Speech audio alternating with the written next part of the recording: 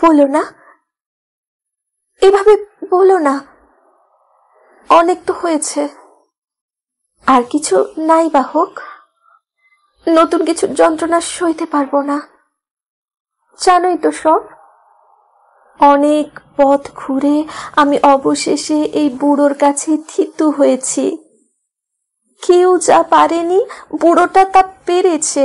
আমাকে স্থিরতা দিয়েছে, ঘর দিয়েছে, সন্তান ও সংসার দিয়েছে।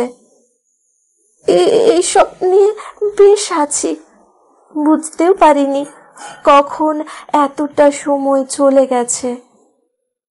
15 বছর মন্ত্রমুগ্ধের মতো কেটে গেছে। এখন বেলা পড়ে আসছে। এখন আর এসব কথা বলো না, আর ডেকো না আমাকে। ডাকলে এখনো যে আমার বুক কাঁপে। কেন বলবো না? আমি আমার ভালো লাগার কথাটুকু বলতে পারবো না?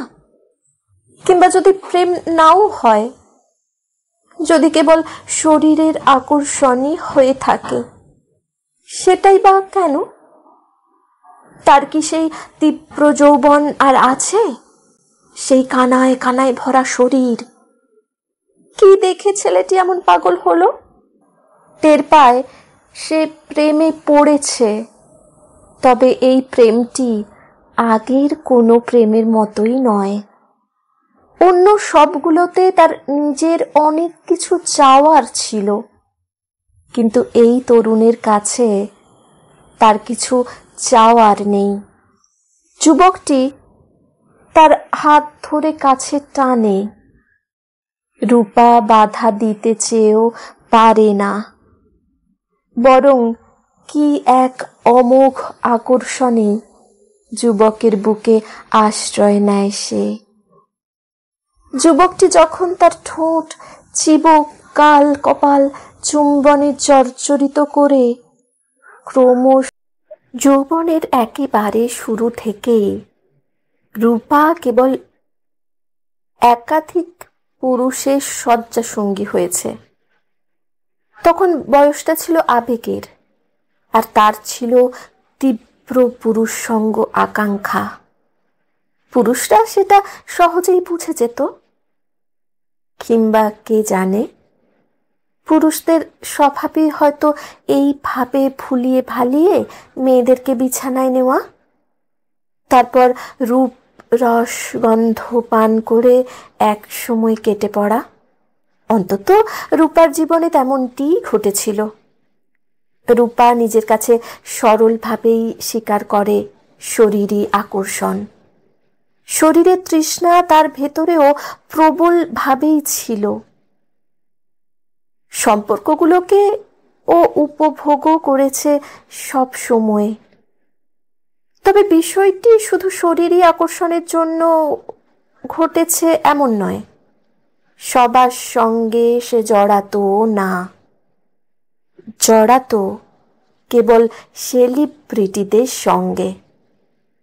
তাদের সঙ্গেই সম্পর্ক গড়ে তুলত, কারণ তার ছিল দুর্দমনীয় তারকা প্রীতি। সে হয়তো সাহস করে কেবল তার মুগ্ধতার কথাটুকু জানাতো কাউকে, আর তারপরে ওই নক্ষত্রগণ নানা কথায় নানা ঢঙে তাকে ভুলিয়ে পটিয়ে বিছানায় নিয়ে যেত। নমস্কার বন্ধুরা, বং লাইট অফ লাইফে আপনাদের সবাইকে স্বাগত।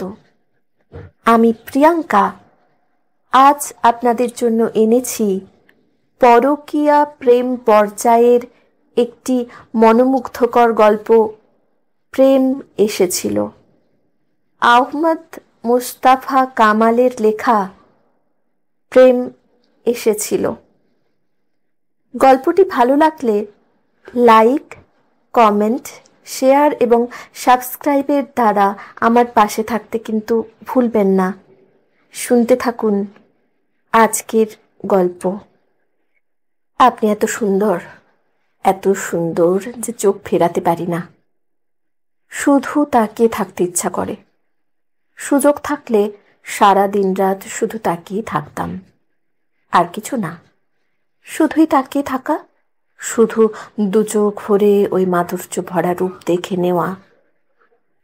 টেলিফোনের ওপার থেকে ভেসে আসা শব্দগুলো রূপার সময় জ্ঞান ভুলিয়ে দেয়। ওপাশে কথার স্রোত থামে না, কিন্তু তার কানে যেন ভেসে আসে পুরনো দিনের গান, সেই একই রকম শব্দগুচ্ছ, একই রকম বাক্যবিন্যাস, একই বাচনভঙ্গি। এক সময় প্রায় ১.৫ যুগ আগে এই সব কথা নিয়মিতই শুনতে পেত সে। তারপর দীর্ঘ এক বিরতির পর আবার নতুন করে অন্য আরেকজনের কাছ থেকে। কিন্তু এতটা সময় পেরিয়ে গেছে, তখনকার যুবকেরা এখন প্রৌঢ়, আর এখনকার যুবকরা তখন কিশোর ছিল।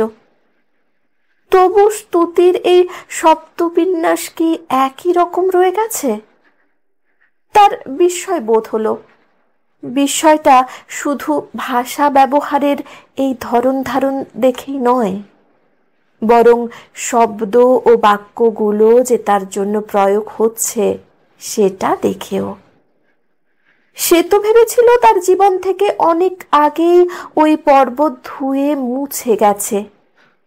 এতদিন পর আবার কেন এই যন্ত্রণা এসে হাজির হলো তার জীবনে? যন্ত্রণা? হ্যাঁ, যন্ত্রণাই তো। এ এ এ এক চক্র, যা থেকে বেরুনো কঠিন। রূপা বেরিয়ে এসেছিল, রূপা বেরিয়ে এসেছে, নিজেকে স্থির করে এনেছে, মন দিয়েছে সংসারে। অনেক দিন আগেই নতুন করে আর এই চক্রে পড়তে চায়নি সে। কিন্তু অদ্ভুত ব্যাপার, কথাগুলো শুনতে ভালো লাগছে তার। কেন লাগছে? সে কি তবে অবচেতন মনে এখনো এসব শোনার আকাঙ্ক্ষা পোষণ করে? তার যৌবনে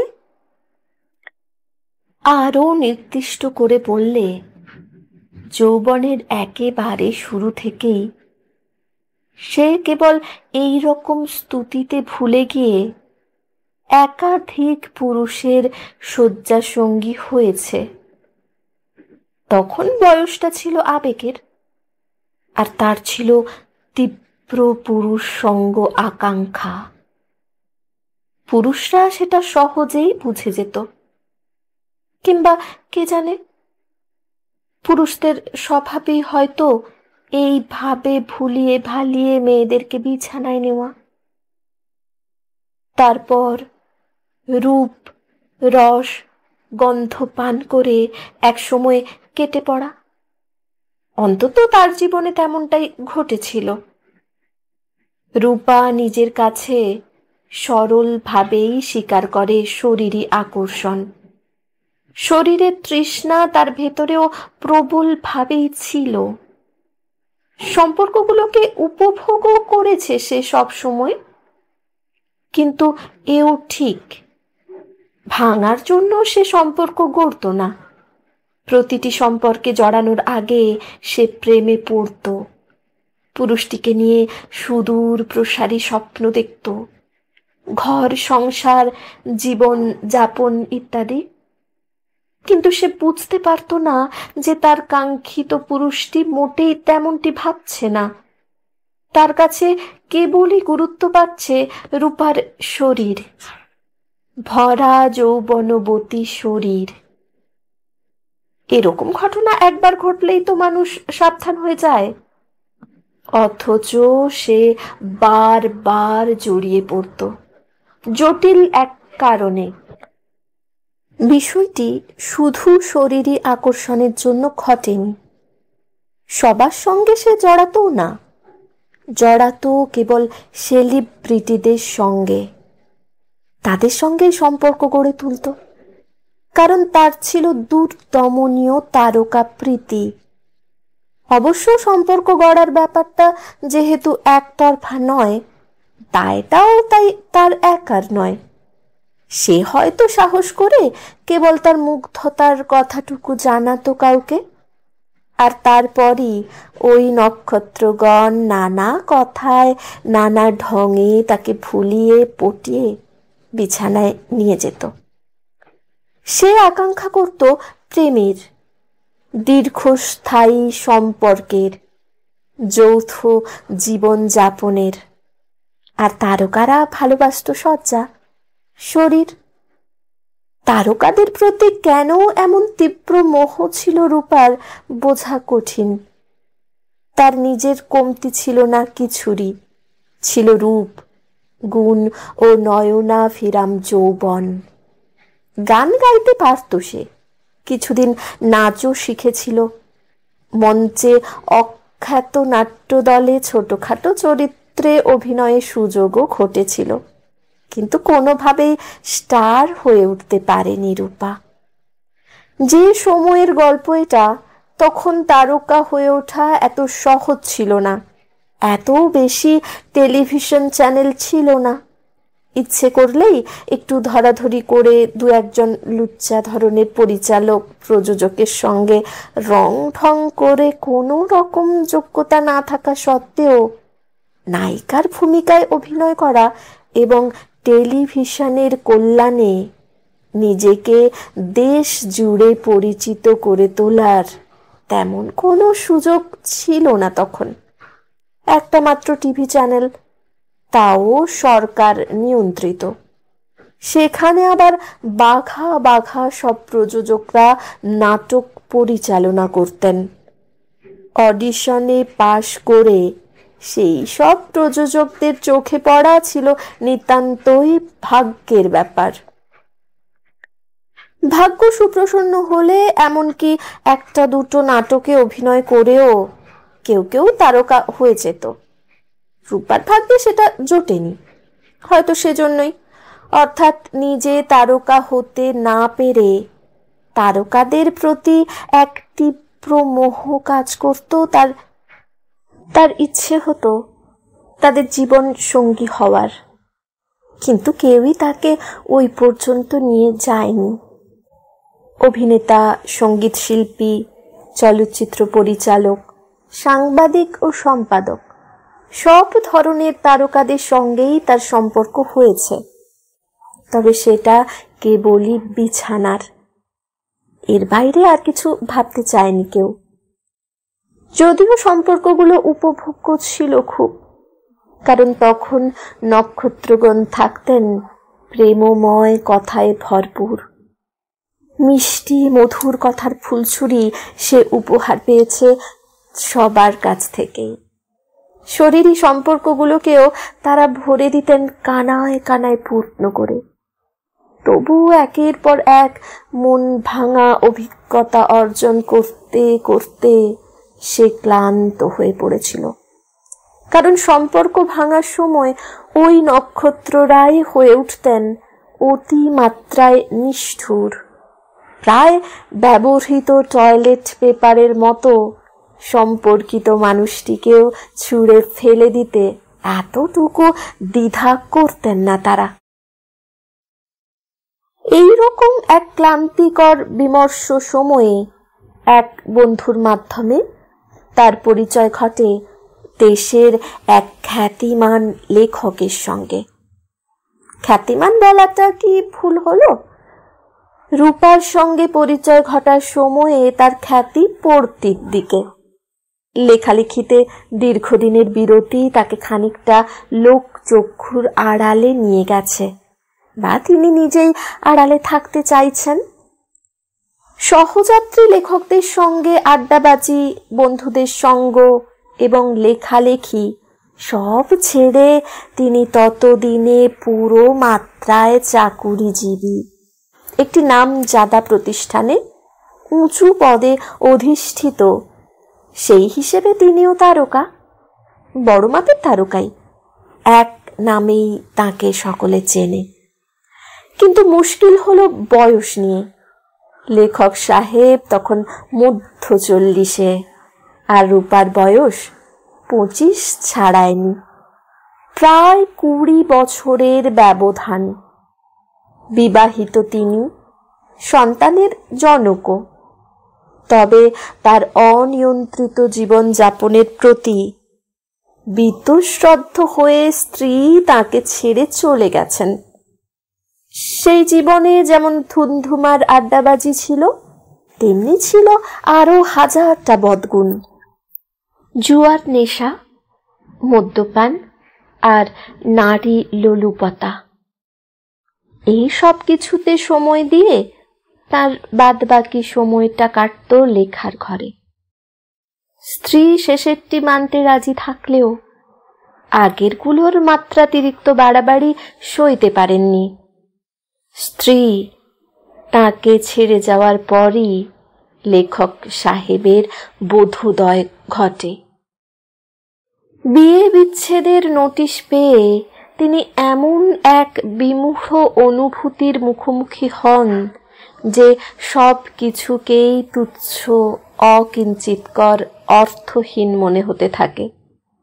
আর এর প্রধান কারণ, স্ত্রী চলে গেছেন একা। তাদের শিশু সন্তানটিকে রেখে গেছেন তাঁরই জিম্মায়। এই শিশুটিকে নিয়ে তিনি কি করবেন ভেবেই পাচ্ছিলেন না। উপায়ন্তর না দেখে এক এক করে তিনি সব ছেড়ে দেন। আড্ডাবাজি, বন্ধুসঙ্গ, নারী লিপ্সা, মদ্যপান ও জুয়া খেলা, এসব কিছুর সঙ্গে ঝরে পড়ে তার লেখালেখির ঘোরও। এরপর দীর্ঘদিন তিনি আর লেখেননি। কিন্তু তাতে কার কি যায় আসে? মাঠ কখনো খালি থাকে না, দখল হয়ে যায়। তার তুলনায় বয়সে নবীনরা তার জায়গা দখল করে নেয়। যিনি হতে পারতেন দেশের সবচেয়ে জনপ্রিয় লেখক, যার লেখায় ছিল জনপ্রিয় হওয়ার সকল উপাদান এবং একই সঙ্গে জীবনের গূঢ়তর রহস্য অনুসন্ধানের চেষ্টা, তিনি চলে গেলেন বিস্মৃতির অতলে। জনপ্রিয়তা পেলেন অন্য লেখকরা। এরকম একটি সংকটময় মুহূর্তে রূপা হাজির হয় তার জীবনে, আর তার প্রেমিক সত্তা বহুদিন পর আবার জেগে ওঠে এই অপরূপার সান্নিধ্যে। কথার ফুলছুরি ফোটে তার কণ্ঠেও, আর রূপার মনে হয় আগের প্রেমগুলোর মতো এটারও একই পরিণতি হতে চলেছে। কিন্তু এবার রূপার বোঝাপড়ায় একটু ভুল ছিল, কারণ হারানোর আশঙ্কা রূপার চেয়ে লেখক সাহেবের ভেতরেই বেশি ছিল। আর তাই তিনি অতি দ্রুত বিয়ের প্রস্তাব দিয়ে বসেন। রূপা বয়স নিয়ে একটু দ্বিধাদ্বন্দ্বে ভুগলেও রাজি হয়ে যায়। তার আসলে আর ভেসে বেড়াতে ভালো লাগছিল না। মানুষকে এক জায়গায় নোঙর ফেলতেই হয়, এমনকি ভুল ঘাটে হলেও সারা জীবন ধরে কারো পক্ষেই ভেসে বেড়ানো সম্ভব হয় না। আর তাছাড়া গত কয়েক বছরেই সে সঞ্চয় করে ফেলেছিল কয়েক জীবনের অভিজ্ঞতা। এত অভিজ্ঞতার ভারে হয়ে উঠেছিল ক্লান্ত, বিমর্ষ, দিক চিহ্নহীন নাবিক। সে তাই নোঙরটা লেখকের ঘাটেই ফেলতে রাজি হয়ে যায় এবং সে সুখী হয়। পোড় খেয়ে লেখকও ততদিনে অনেক স্থির ও দায়িত্বশীল, রূপাও তাই। বিয়ের পর প্রথমেই রূপা তার লেখক স্বামীকে ফিরিয়ে আনে তার লেখালেখির জগতে। প্রায় সারাক্ষণ লেগে থেকে সে লেখককে লেখার টেবিলে বসায় এবং দীর্ঘদিনের অনভ্যস্ততায় একটু সময় লাগলেও লেখক আবার ফিরে আসেন তার ঘোর লাগা সাহিত্য রচনায়। সেসব ১.৫ দশক আগের কথা। তারপর কত কিছু বদলে গেছে।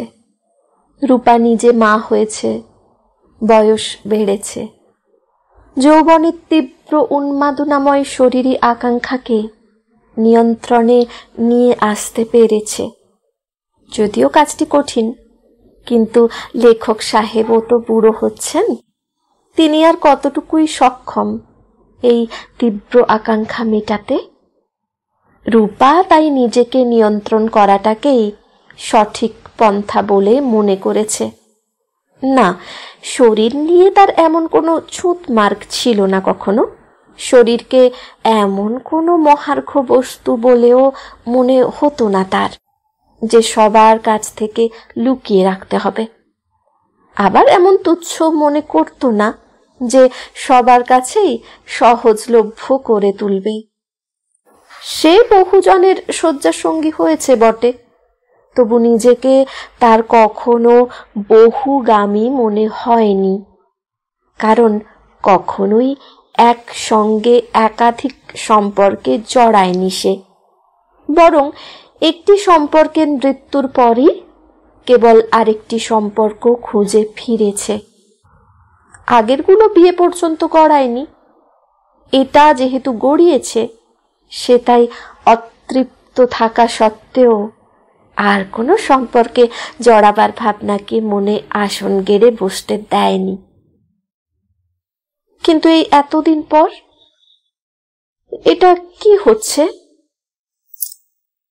এই তরুণ, এই সময়ের এক সম্ভাবনাময় লেখক, কেন তাকে আবার সেই ফাঁদে ফেলতে চাইছে?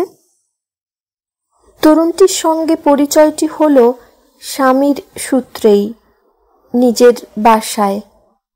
অনুজ লেখক হিসেবে সে তার অগ্রজ লেখকের সাক্ষাৎকার নিতে এসেছিল। তার কাজের ধরনটি একটু ভিন্ন।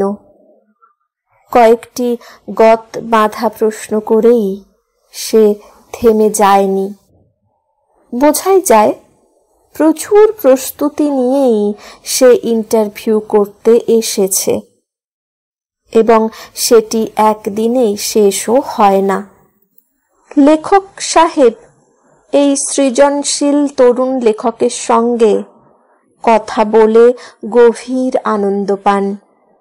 নিজের অর্গল খুলে অকপটে সব কথা বলতে থাকেন এবং রূপাকে ডেকে উচ্ছ্বসিত ভঙ্গিতে পরিচয় করিয়ে দেন। তরুণটি সহজ ভঙ্গিতে রূপার সঙ্গেও প্রচুর কথা বলে, অনেক কিছু জানতে চায়, এবং তার মুগ্ধ দৃষ্টি রূপার চোখ এড়ায় না।